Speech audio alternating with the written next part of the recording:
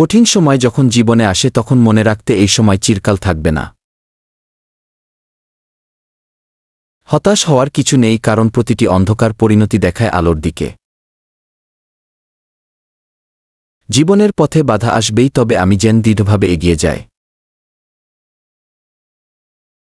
আমার শক্তি আমার ভিতরেই রয়েছে, সে শক্তি কাজে লাগাবো। স্বপ্ন দেখতে কখনো ভুল করব না, কারণ স্বপ্নেই নতুন আশার সূচনা হয়। যতই কঠিন সময় আসুক না কেন, জীবন আবার উজ্জ্বল হয়ে উঠবে। আমি জানি সময়টা খুব কঠিন, তবে এই কঠিন সময়ই আমাকে আরও শক্তিশালী করে তুলবে।